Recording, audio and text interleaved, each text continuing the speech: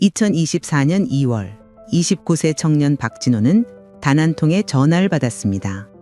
2년 만에 걸려온 군 동생의 전화였습니다. 형, 3개월이면 빚 다 갚을 수 있어요. 진우는 그 말을 믿었습니다. 하지만 캄보디아 공항에 내리는 순간 모든 것이 거짓이었다는 걸 알게 됩니다. 친구는 배신자였고 그곳은 하루 17시간 보이스피싱 강제 노동이 기다리는 지옥이었습니다. 176일간의 악몽이 시작되었습니다. 어메이징 미스터리, 지금 시작합니다. 박진우, 29세. 2024년 2월 5일 저녁, 그는 서울 고시원 방에서 독촉 전화를 또 받았습니다. 빚 800만 원.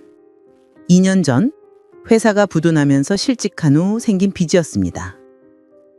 신용불량자가 된 진우는 어디서도 일자리를 구할 수 없었습니다. 그때 핸드폰이 울렸습니다. 최성호, 5년 전 군제 동기였습니다. 형, 나 성호예요. 오랜만이에요. 27세인 성호는 진우보다 2살 어렸지만 군대에서 가장 친했던 동생이었습니다. 전역 후 해도 자주 만나던 사이였습니다. 하지만 2년 전 성호도 빚을 지면서 연락이 끊겼습니다. 성호야, 어떻게 지냈어? 형, 저 지금 대박 났어요. 3개월 전에 캄보디아 가서 일하는데 벌써 빚 다 갚았어요. 진우는 믿기지 않았습니다. 성호의 빚은 1,500만 원이 넘었습니다. 거기서 뭐 하는데? 카지노 VIP 고객 관리요. 한국 손님들 상대하는 거. 형, 월급이 1,000만 원이에요. 진우의 심장이 뛰었습니다. 하지만 의심스러웠습니다. 그런 좋은 자리가 어딨어. 형, 솔직히 말할게요. 여기 추천 제도가 있어요. 그래서 형 생각난 거예요. 형도 빚 있잖아요. 우리 둘 다 빚 갚고 새 출발해요. 성호가 보내온 증거 사진들을 봤습니다. 깨끗한 건물, 풍성한 식사, 그리고 은행 통장에 찍힌 800만 원. 진우는 더 이상 의심할 수 없었습니다. 성호는 5년 동안 알아온 친구였습니다. 알았어, 해볼게. 2024년 2월 8일, 진우는 인천공항에서 성호가 보내준 항공권으로 체크인했습니다. 5시간 후 푸놈펜 공항에 도착했습니다. 입국장을 나서자 박진우라고 적힌 페트마를 든 남자가 있었습니다. 성호가 아니었습니다. 40대 한국인 남자였습니다. 박진우 씨, 나 김대리. 성호는 일정이 있어서 못 나왔어. 가자. 불안했지 난 따라갔습니다. 낡은 승합차에는 이미 3명이 타고 있었습니다. 모두 침묵했습니다. 차는 시내를 벗어나 외곽으로 달렸습니다. 40분 후 높은 담장으로 둘러싸인 낡은 건물 앞에 멈췄습니다. 이건 카지노가 아니었습니다. 내려. 짐은 여기 두고. 건물 안으로 들어가자 50대 남자가 기다리고 있었습니다. 담배를 피우고 있었습니다. 여권 내. 네? 여기 규정이야. 나중에 돌려줄게. 진우는 떨리는 손으로 여권을 건넸습니다. 핸드폰도 빼앗겼습니다. 2층 방으로 올라갔습니다. 좁은 방에 2층 침대 4개, 이미 4명이 있었습니다. 문이 닫히고 밖에서 잠겼습니다. 한 남자가 다가왔습니다. 30대였습니다. 수척한 얼굴이었습니다. 처음이지? 친구 소개로 왔어? 네, 근데 여기가... 카지노는 무슨... 여긴 보이스피싱 하는 곳이야. 우리 다 속았어. 진우는 머릿속이 하얘졌습니다. 그때 복도에서 비명이 들렸습니다. 누군가를 때리는 소리였습니다. 저녁 6시, 1층 식당으로 내려갔습니다. 50명이 넘는 한국인 남자들이 있었습니다. 모두 지쳐 보였습니다. 진우는 밥을 받아 앉았습니다. 누군가 옆에 앉았습니다. 성호였습니다. 진우는 충격을 받았습니다. 성호의 얼굴은 수척했고 눈가에는 멍이 들어 있었습니다. 3개월 전의 사진의 밝은 모습은 어디에도 없었습니다. 형, 미안해요. 성호야, 이게 무슨 일이야? 형, 저도 속아서 온 거예요. 그리고 형 데려오면 제 빚 탕감해준다고 했어요. 저도 나가고 싶었어요. 진우는 주먹을 쥐었습니다. 배신당한 것입니다. 가장 믿었던 동생에게. 야! 이 자식아! 진우가 소리치자 김대리가 달려와 뒤통수를 때렸습니다. 시끄러워. 밥이나 먹어. 성호는 눈물을 흘렸습니다. 형, 정말 미안해요. 저도 살고 싶었어요. 그날 밤 진우는 방에 누워 천장을 바라봤습니다. 친구의 배신, 빼앗긴 여권과 핸드폰, 갇힌 방, 50명의 절망한 사람들. 진우는 깨달았습니다. 자신이 지옥에 떨어졌다는 걸. 그리고 여기서 빠져나가기가 거의 불가능하다는 걸. 새벽 5시 30분, 요란한 호갈 소리에 잠을 깼습니다. 첫날이 시작되었습니다. 일어나! 30분 안에 1층으로! 김대리의 고함이 복도에 울렸습니다. 화장실엔 긴 줄이 섰습니다. 6시 정각 1층 작업장에 모였습니다. 컴퓨터 80대가 빽빽히 놓여 있었습니다. 사장이라 불리는 남자가 앞에 섰습니다. 새로운 놈들, 앞으로! 진호안의 5명이 앞으로 나갔습니다. 여기서 일한다. 한국에 전화 걸어서 돈 받아내는 거야. 보이스피싱이지? 한 명이 소리쳤습니다. 이건 범죄잖아요. 못해요. 사장이 고개를 끄덕였습니다. 경호원이 그 남자를 끌고 나갔습니다. 10분 후 돌아왔는데 경호원 혼자였습니다. 진우는 온몸이 얼어붙었습니다. 더 말 안 듣는 놈 있어? 자리 가서 앉아. 진우는 떨리며 자리에 앉았습니다. 책상에는 보이스피싱 대본이 놓였습니다. 금융감독원입니다. 고객님의 계좌가... 진우는 손이 떨렸습니다. 옆자리 남자가 작게 말했습니다. 이강민이야. 나 3개월째야. 처음엔 나도 거부했는데 근데 강민이 옷을 덜쳤습니다. 갈비뼈에 시퍼런 멍이 가득했습니다. 매일 맞았어. 일주일 버텼는데 죽을 것 같더라.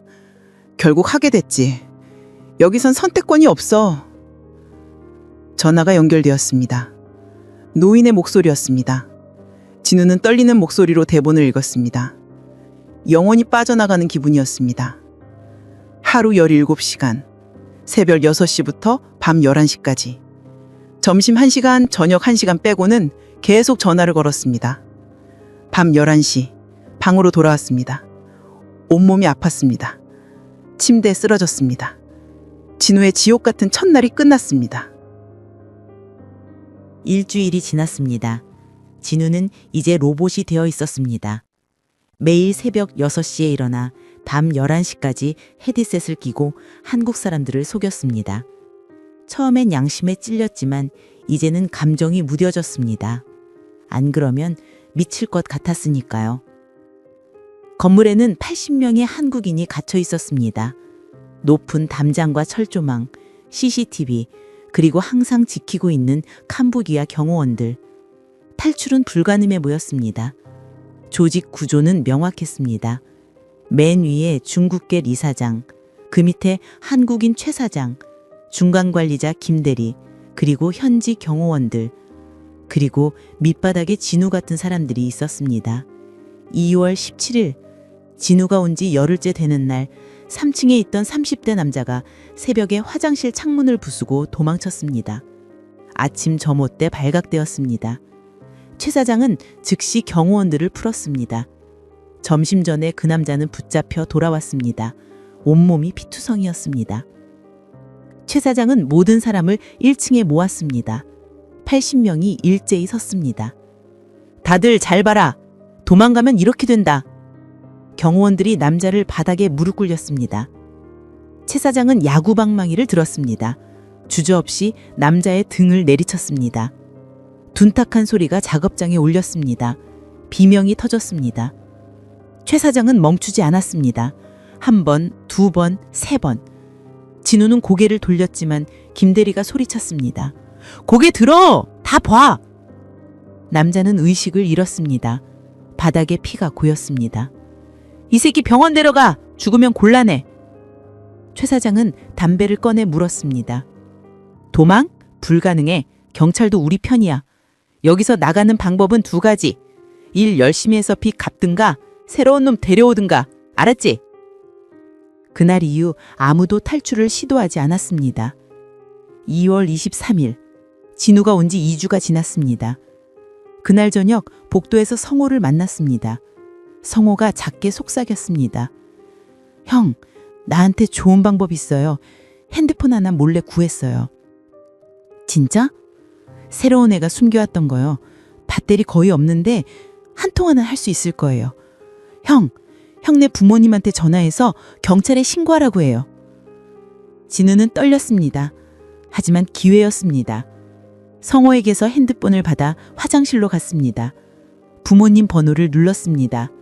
신호음이 울렸습니다. 여보세요? 아버지의 목소리였습니다. 진우는 눈물이 터졌습니다. 아버지, 저 지금 캄보디아에.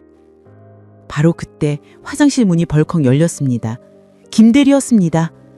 이 새끼가! 김대리가 핸드폰을 낚아챘습니다.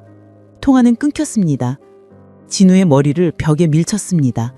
정신이 아득해졌습니다. 사장님, 이 새끼 핸드폰 갖고 가족한테 전화했습니다. 최 사장이 올라왔습니다. 뭐라고 했어?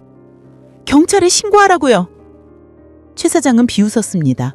한국 경찰이 여기까지 올 것 같아? 네 부모도 어디 있는지 모를 텐데. 김대리, 저 새끼 3일 금식, 독방! 3층 끝 작은 방이었습니다. 창문도 없었습니다. 아무것도 없었습니다. 화장실도 없었습니다. 방 한 구석에 양동이만 있었습니다. 3일 동안 물만 마셨습니다. 배가 고파서 미칠 것 같았습니다. 부모님은 진우의 전화를 받았을 겁니다. 하지만 끝까지 말을 못했습니다. 얼마나 걱정하실까요? 3일 후 나왔을 때 진우는 3kg이 빠져 있었습니다. 걸을 힘도 없었습니다. 강민이 부축해서 방으로 데려갔습니다. 괜찮아? 형, 저 정말 바보예요. 아니야, 나도 처음에 시도했어. 근데 안 되더라. 여기선 순종하는 수밖에 없어. 그날 이후 진우는 더 순종력이 되었습니다. 시키는 대로 했습니다. 양심은 점점 무뎌졌습니다. 안 그러면 살 수 없었으니까요. 3월 초, 어느 날 최 사장이 진우를 불렀습니다. 진우야, 내 빚 빨리 갚고 싶지 않아? 진우는 대답하지 않았습니다. 방법이 있어. 친구나 가족 중에 누구 한 명만 데려와. 그럼 빚 전액 탕감하고 한국 보내줄게. 진우는 소름이 돋았습니다. 피해자가 또 다른 피해자를 만드는 구조였습니다. 못합니다. 왜? 어차피 다른 놈들이 데려올 건데 너만 손해야. 그래도 못합니다. 최 사장의 표정이 차갑게 변했습니다. 그래? 그럼 평생 여기 있어. 진우는 사무실을 나왔습니다. 그날 저녁 강민이 말했습니다. 너한테도 제안했구나. 나도 한 달쯤 됐을 때 받았어. 거절했지.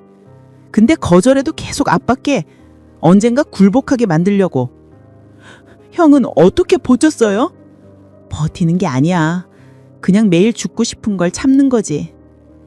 3월 중순, 새로운 사람들이 계속 들어왔습니다.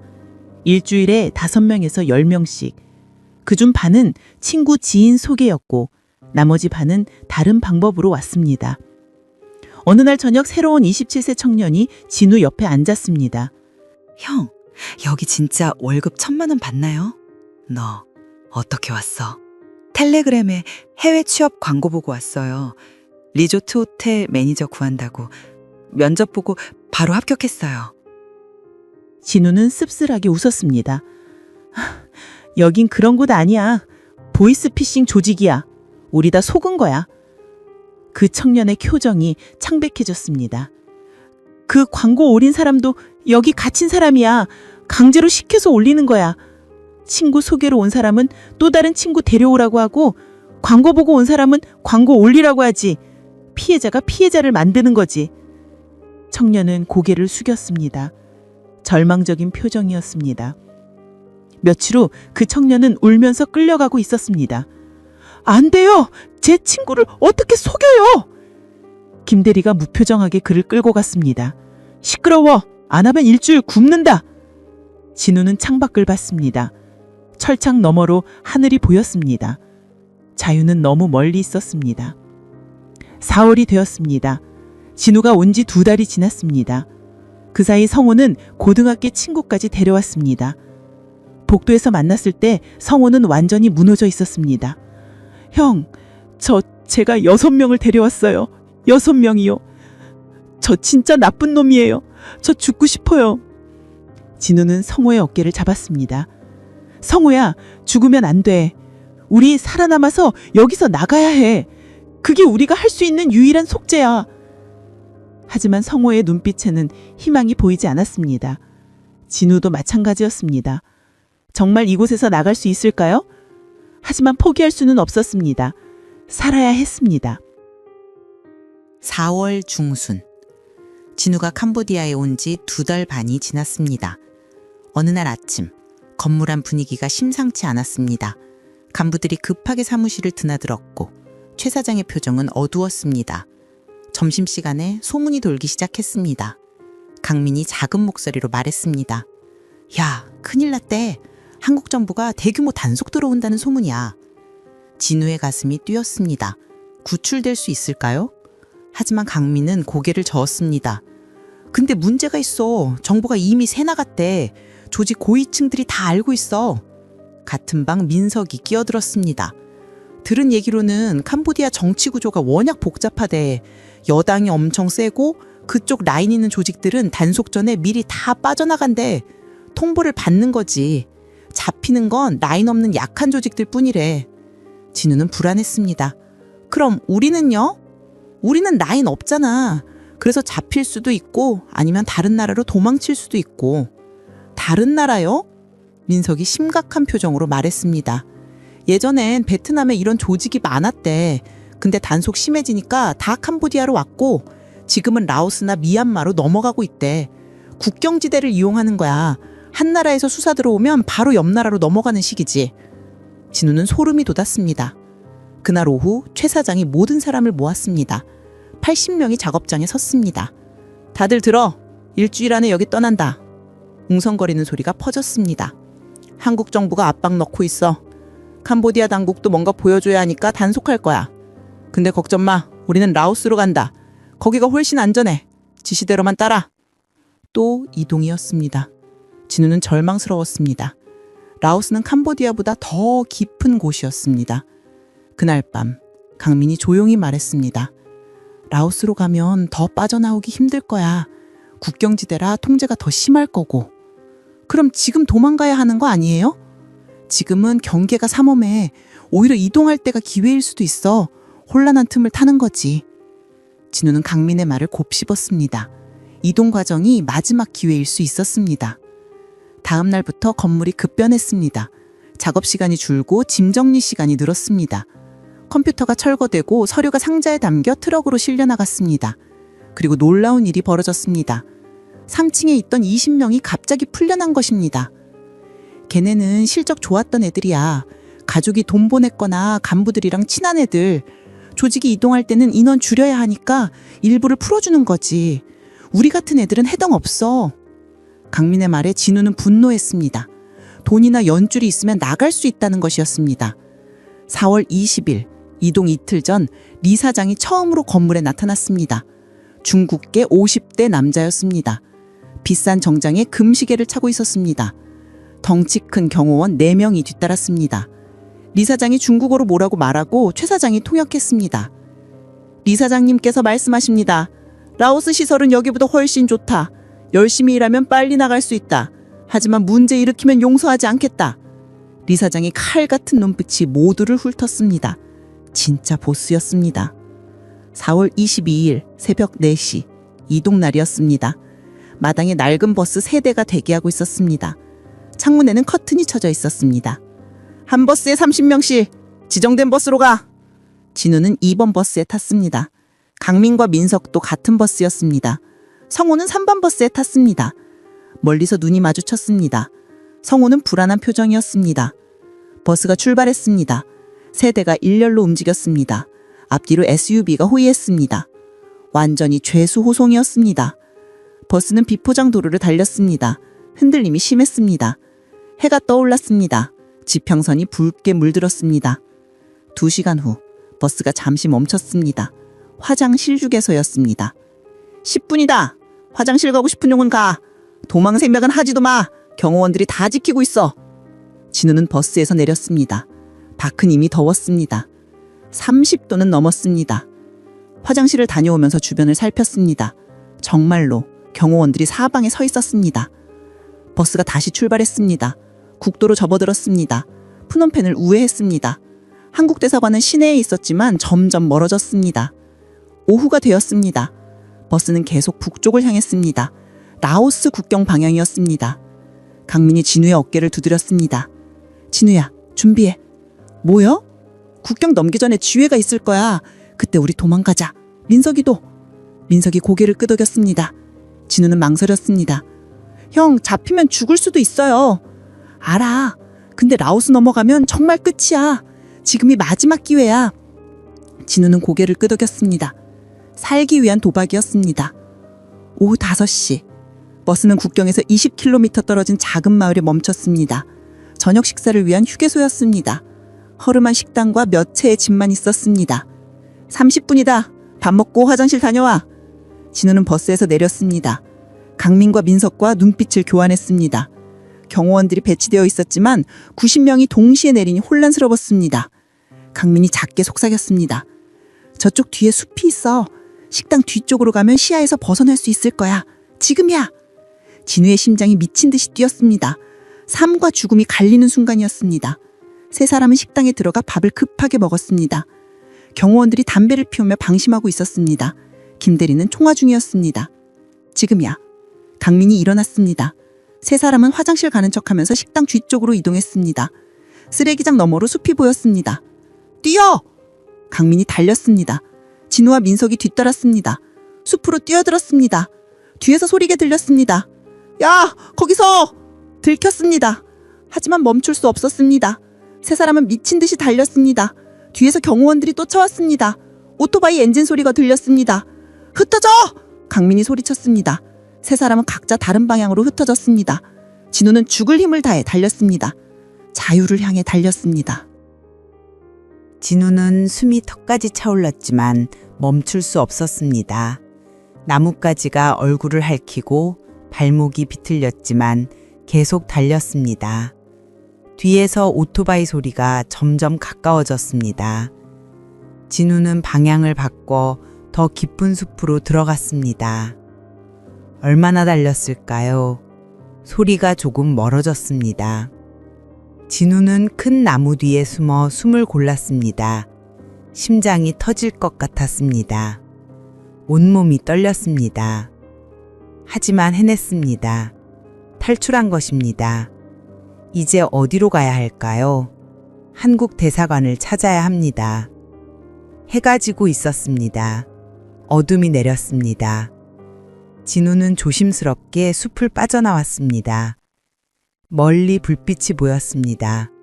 작은 마을이었습니다. 진우는 마을로 다가갔습니다. 집이 10채 정도였습니다. 한 집 앞에서 멈췄습니다. 현지인 남자가 집에서 나왔습니다. 진우를 보고 놀란 표정을 지었습니다. Help.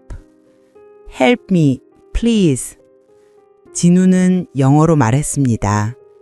남자는 고개를 갸우뚱했습니다. 진우는 전화하는 신용을 했습니다. 남자는 고개를 끄덕이고 집 안으로 들어갔습니다. 신호금이 울렸습니다. 누군가 받았습니다. Help! I am Korean! I need help! 상대방이 캄보디아어로 뭐라고 말했습니다. 진우는 계속 영어로 외쳤습니다. I am kidnapped! Please send police! 통화가 이어졌습니다. 진우는 안도했습니다. 30분쯤 지나 마을 입구에 경찰차가 나타났습니다. 진우는 경찰차를 향해 달려갔습니다. Please help! I am Korean! 경찰 2명이 내렸습니다. 진우는 그들에게 매달렸습니다. 하지만 경찰의 표정은 차갑고 무표정했습니다. 한 명이 무전기로 통화를 시작했습니다. 진우는 뭔가 이상하다는 느낌을 받았습니다. 통화가 끝나자 경찰이 진우의 팔을 잡았습니다. 강하게 잡았습니다. No! No! What are you doing? 경찰은 대답하지 않았습니다. 진우를 경찰차 뒷좌석에 밀어 넣었습니다. 문이 닫혔습니다. 진우는 창문을 두드렸습니다. 마을 사람들이 멀리서 지켜보고 있었지만 아무도 도와주지 않았습니다. 경찰차가 출발했습니다. 30분을 달렸습니다. 그리고 익숙한 장소에 도착했습니다. 아까 그 휴게소였습니다. 진우의 심장이 멈출 것 같았습니다. 세 대의 버스가 그대로 있었습니다. 김 대리와 경호원들이 기다리고 있었습니다. 김 대리가 경찰차로 다가왔습니다. 경찰과 악수를 했습니다. 그리고 돈봉투를 건넸습니다. 진우는 모든 것을 이해했습니다. 경찰이 조직과 한패였습니다. 돈을 받고 자신을 팔아넘긴 것입니다. 경찰이 차문을 열었습니다. 김 대리가 진우를 끌어냈습니다. 이 새끼가 도망갔다고? 김 대리가 진우의 뺨을 때렸습니다. 진우는 바닥에 쓰러졌습니다. 경호원들이 진우를 버스로 끌고 갔습니다. 2번 버스 제일 뒷좌석에 앉혔습니다. 양옆에 경호원이 앉았습니다. 1시간 후 또 다른 경찰차가 도착했습니다. 강민이 끌려 나왔습니다. 강민도 붙잡힌 것입니다. 강민은 저항했지만 심하게 맞고 3번 버스에 실렸습니다. 민석은 보이지 않았습니다. 아직 잡히지 않은 것일까요? 밤 10시 버스가 다시 출발했습니다. 민석은 끝내 나타나지 않았습니다. 혹시 도망쳤을까요? 진우는 그러길 바랬습니다. 버스는 어둠 속을 달렸습니다. 국경 검문소를 통과했습니다. 이제 라오스였습니다. 캄보디아를 벗어난 것입니다. 창밖은 칠흑 같은 어둠뿐이었습니다. 희망도 함께 사라진 것 같았습니다. 몇 시간을 더 달렸습니다. 새벽 2시쯤 버스가 멈췄습니다. 도착했다. 모두 내려! 김 대리의 소리에 진우는 비틀거리며 버스에서 내렸습니다. 온몸이 아팠습니다. 주변을 봤습니다. 깜깜했습니다. 하지만 저 멀리 큰 건물들이 보였습니다. 캄보디아에 있던 건물보다 훨씬 컸습니다. 4층 건물 3개가 나란히 서 있었습니다. 높은 담장과 철조망, 경비초소, 완전한 요새였습니다. 앞마당으로 모여! 90명이 마당에 섰습니다.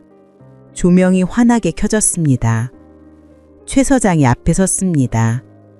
뒤에는 리 서장도 있었습니다. 그리고 처음 보는 중국인 간부들도 여럿 보였습니다. 이곳은 훨씬 큰 조직이었습니다. 모두 잘 들어라. 오늘 3명이 도망쳤다. 2명은 잡았다. 한 놈은 아직 못 잡았지만 곧 잡을 것이다. 여기서 도망가는 건 불가능하다. 라오스도 똑같다. 경찰도 우리 편이고 마을 사람들도 다 우리한테 돈 받는다. 도망자 신고하면 보상금 준다고 했다. 최 서장이 손짓했습니다. 도망친 새끼들 앞으로 나와! 경호원들이 진우와 강민을 앞으로 끌고 나갔습니다. 90명 앞에 무릎을 꿇였습니다. 진우는 떨렸습니다. 너희가 본복이다. 최 서장이 야구방망이를 가져왔습니다. 주저하지 않고 강민의 등을 내리쳤습니다. 아! 아! 아! 강민은 바닥에 쓰러졌습니다. 피를 흘렸습니다. 이제 진우 차례였습니다. 너도 맞을래?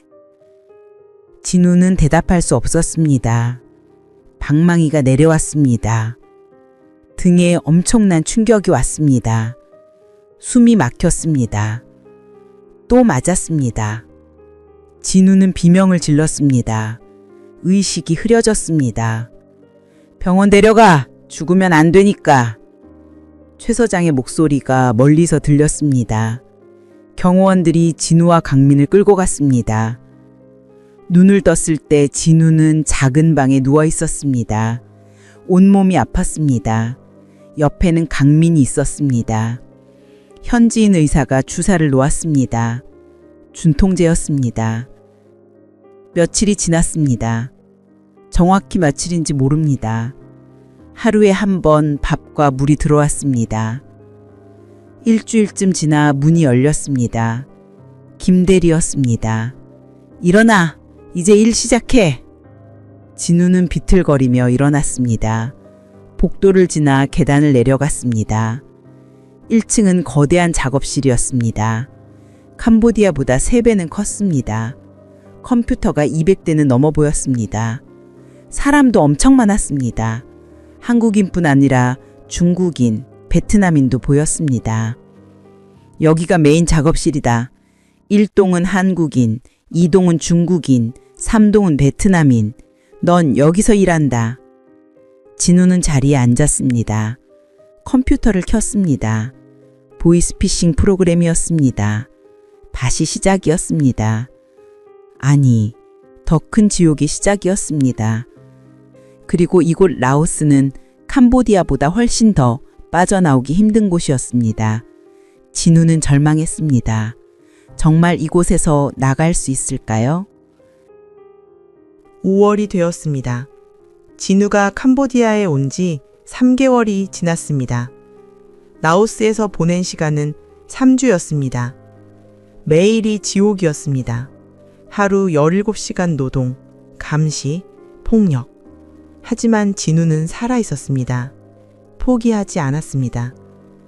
라오스 시설은 캄보디아보다 훨씬 컸습니다. 세 동에 총 300명이 넘는 사람들이 갇혀 있었습니다. 한국인, 중국인, 베트남인 모두 같은 처지였습니다. CCTV는 더 많았고 경호원도 더 많았습니다. 탈출은 불가능해 보였습니다. 어느 날 저녁 3층 복도에서 성호를 만났습니다. 오랜만이었습니다. 성호는 더 수척해졌고 눈빛은 원전히 죽어 있었습니다. 형, 성호야, 괜찮아? 성호는 고개를 저었습니다. 형, 저 더 이상 못하겠어요. 나 여기서 죽을 것 같아요. 무슨 소리야? 죽으면 안 돼. 형, 제가 얼마나 많은 사람을 망쳤는지 아세요? 6명이에요. 6명. 다 저 때문에 여기 왔어요. 형도 저 때문에. 성호는 울기 시작했습니다. 형, 진짜 미안해요. 제가 정말 나쁜 놈이에요. 차라리 죽고 싶어요. 진우는 성호의 어깨를 잡았습니다. 성호야, 너도 피해자야. 너도 속아서 온 거잖아. 우리 살아남아야 해. 여기서 나가서 이 조직을 고발해야 해. 그게 우리가 할 수 있는 유일한 속죄야. 성호는 고개를 끄덕였습니다. 하지만 그의 눈빛에는 희망이 없었습니다. 진우는 불안했습니다. 성호가 정말 무너지고 있었습니다.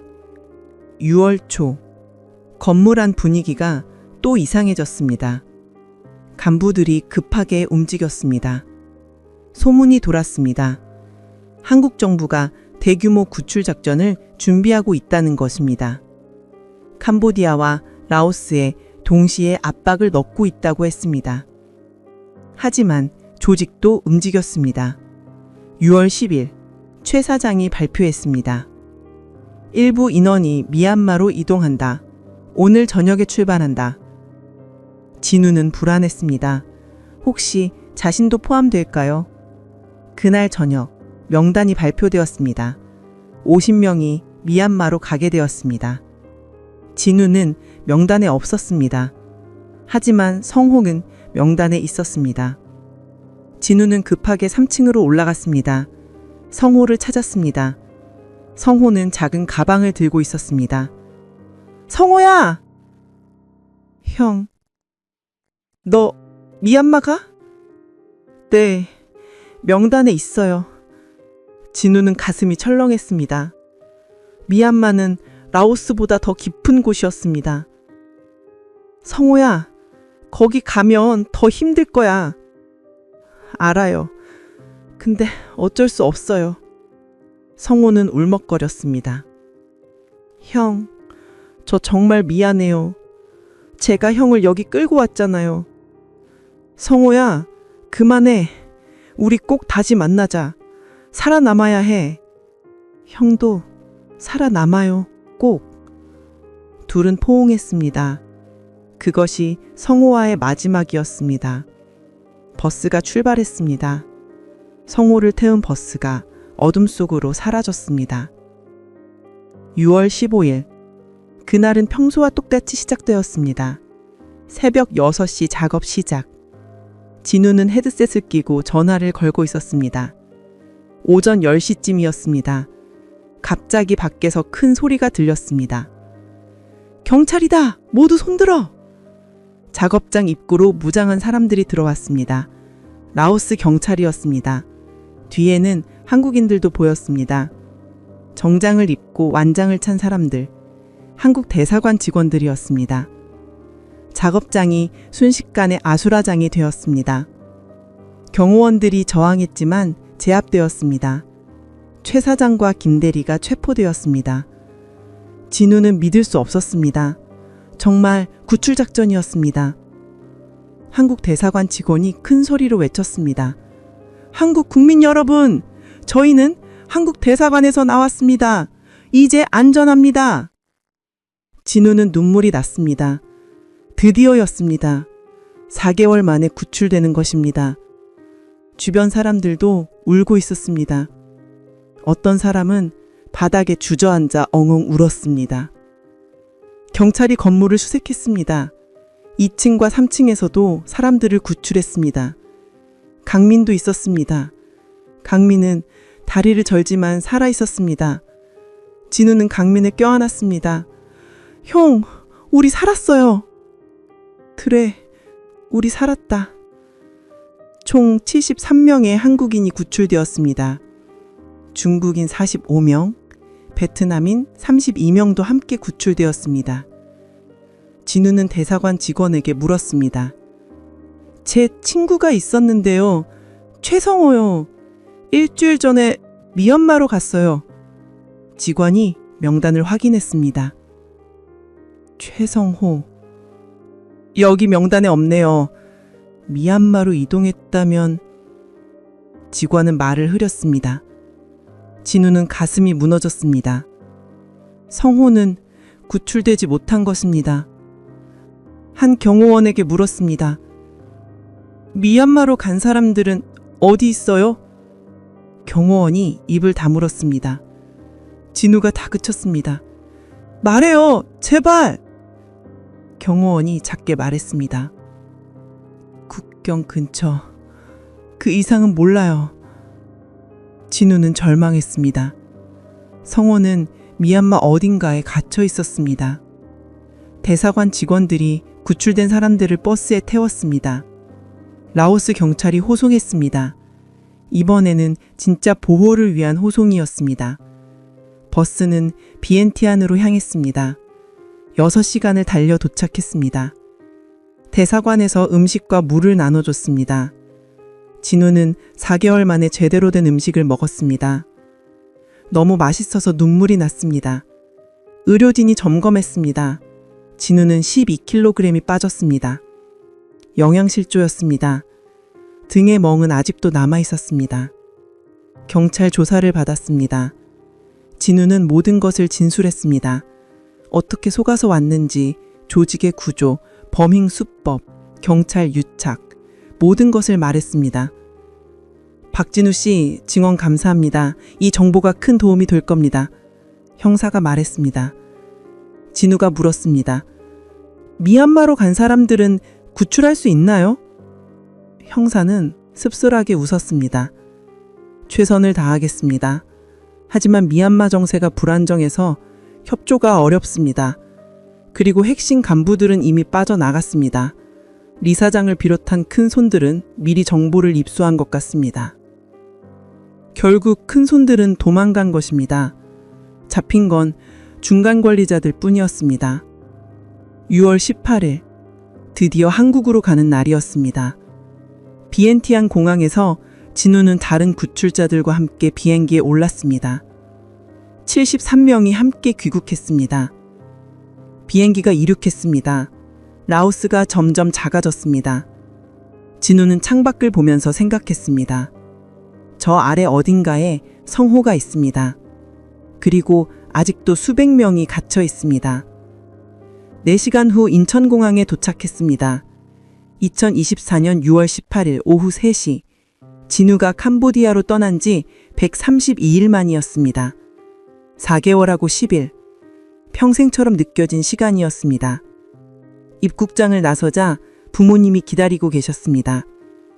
어머니는 진우를 보자마자 울음을 터뜨렸습니다. 아버지도 눈물을 흘리셨습니다. 엄마, 아빠, 죄송해요. 괜찮아, 진우야. 살아서 돌아와줘서 고마워. 어머니가 진우를 안기었습니다. 진우는 부모님 품에서 한참을 울었습니다.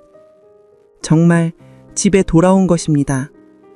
하지만 진우는 알고 있었습니다. 이것이 끝이 아니라는 것을. 성호처럼 아직도 수많은 사람들이 동남아 어딘가에 갇혀 있다는 것을. 귀국 후 일주일, 진우는 서울의 한 병원에 입원했습니다. 영양실조 치료와 심리치료를 받았습니다. 몸은 점점 회복되었지만 마음의 상처는 아물지 않았습니다. 밤마다 악몽을 꾸었습니다. 최 사장의 얼굴, 방망이 소리, 비명 소리. 잠에서 깨면 온몸이 땀으로 젖어 있었습니다. 경찰이 병원으로 찾아왔습니다. 국제범죄수사대 소속이었습니다. 진우는 자세한 조사에 협조했습니다. 조직의 구조, 주요 인물들, 범행 수법, 기억나는 모든 것을 말했습니다. 박진우 씨 증언 감사합니다. 큰 도움이 됩니다. 형사가 말했습니다. 진우는 물었습니다. 성호는 어떻게 됐나요? 제 친구 최성호요. 형사는 고개를 저었습니다. 아직 찾지 못했습니다. 미얀마로 이동한 조직원들을 추적 중인데 정세가 불안정해서 수사협조가 어렵습니다. 그럼 조직은요? 다 잡혔나요? 형사는 씁쓸하게 웃었습니다. 일부만 잡혔습니다. 현장에서 체포된 건 중간 관리자급이에요. 리 사장 같은 핵심 간부들은 이미 빠져나갔습니다. 미리 정보를 입수한 것 같습니다. 진우는 분노했습니다. 결국 큰 손들은 도망간 것입니다. 그리고 더 안타까운 소식이 있습니다. 캄보디아는 이제 예전만큼 활발하지 않습니다. 조직들이 라오스로 그리고 미얀마로 계속 이동하고 있습니다. 국경지대를 이용해 단속을 피하는 겁니다. 한 나라에서 수다 들어오면 바로 옆 나라로 넘어가는 시기지요. 진우는 절망스러웠습니다. 조직을 잡아도 또 생겨나는 것입니다. 7월 초, 진우는 태어났습니다. 부모님 집으로 돌아왔습니다. 하지만 일상으로 돌아가기는 어려웠습니다. 집 밖으로 나가는 것도 두려웠습니다. 사람들이 무섭게 느껴졌습니다. PTSD 진단을 받았습니다. 어느 날 뉴스를 보고 있었습니다. 동남아 보이스피싱 조직 관련 보도였습니다. 한 전문가가 인터뷰를 하고 있었습니다.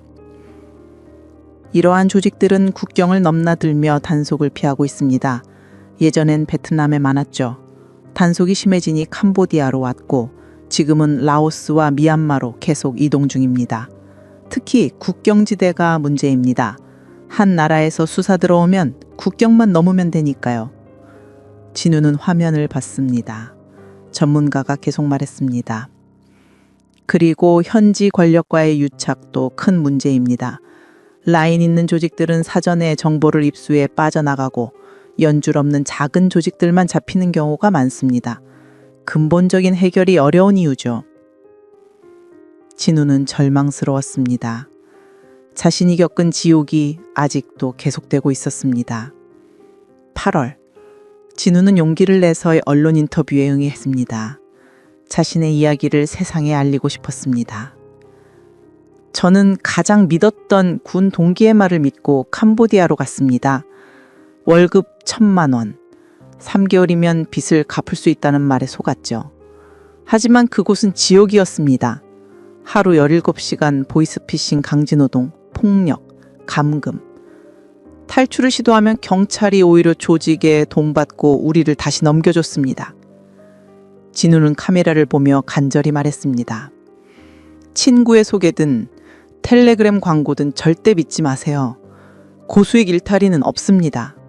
특히 동남아시아 해외 취업은 정말 조심해야 합니다. 의심스러우면 가족에게 알리고 경찰에 신고하세요. 저처럼 되면 빠져나오기 정말 어렵습니다. 인터뷰가 방송되자 많은 반응이 있었습니다. 비슷한 피해를 당한 사람들의 가족이 진우에게 연락했습니다. 자신들의 가족도 찾아달라고. 진우는 그들을 만났습니다. 함께 피해자 가족 모임을 만들었습니다. 9월, 경찰로부터 연락이 왔습니다. 미얀마에서 일부 조직이 적발되었다는 것입니다. 하지만 성호는 그곳에 없었습니다. 또 다른 곳으로 이동한 것 같았습니다. 진우는 무너졌습니다. 성호는 대체 어디에 있는 걸까요? 옥토버. 진우는 조금씩 일상을 회복하고 있었습니다. 작은 카페에서 아르바이트를 시작했습니다. 악몽도 조금 줄었습니다. 하지만 밤마다 성호를 생각했습니다. 성호는 어떻게 지내고 있을까? 살아있기는 할까? 어느 날 피해자 가족 모임에 새로운 사람이 왔습니다. 30대 여성이었습니다. 오빠가 2달 전에 텔레그램 광고를 보고 캄보디아로 갔다가 연락이 끊겼다고 했습니다. 진우는 그녀에게 조언했습니다. 경찰에 신고하고 대사관에 알리라고. 하지만 마음 한켠으로는 알고 있었습니다. 그녀의 오빠도 지금쯤 어딘가에 갇혀 고통받고 있을 거라는 것을. 같은 날 뉴스가 나왔습니다. 태국에서 한국인 12명이 구출되었다는 소식이었습니다. 진우는 명단을 확인했습니다. 성호의 이름은 없었습니다. 강민에게 전화를 했습니다. 형, 뉴스 봤어요? 12명 구출됐다더라. 성호는 아직도... 그래, 민석이도. 둘은 신목했습니다. 민석인 탈출 후 행방이 묘연했습니다. 살아있는지 죽었는지도 모릅니다. 진우야, 우리가 할 수 있는 건 계속 이야기하는 거야. 이런 일이 다시는 일어나지 않도록. 네, 형. 진우는 전화를 끊고 창밖을 봤습니다. 서울의 밤하늘이었습니다. 별이 몇 개 보였습니다.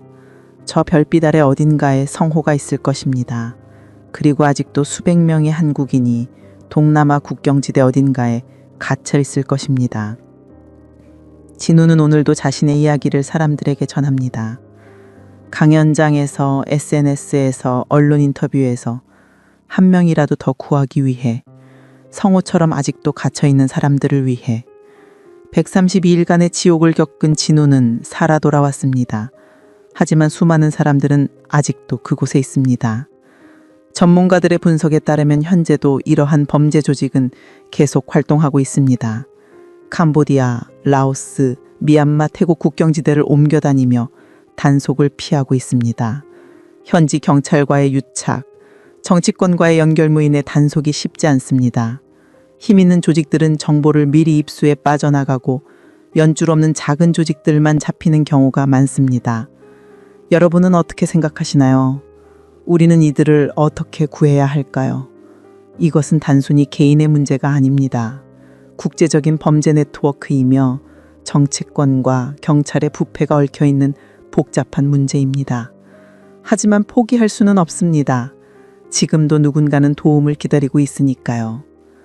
만약 여러분 주변에 갑자기 고수익 해외 취업 기회가 온다면 제발 의심하십시오. 친구의 소개라도 그럴듯한 회사 이름이 있다고 해도 절대 쉽게 믿지 마십시오. 진짜 좋은 일자리는 그렇게 쉽게 오지 않습니다. 지금 이 순간에도 누군가는 보이스피싱 전화를 강요당하고 있고, 누군가는 폭력에 시달리고 있고, 누군가는 탈출을 꿈꾸고 있습니다. 진우의 이야기는 여기서 끝납니다. 하지만 아직도 수많은 사람들의 이야기는 계속되고 있습니다. 동남아 어딘가에서, 지금 이 순간에도.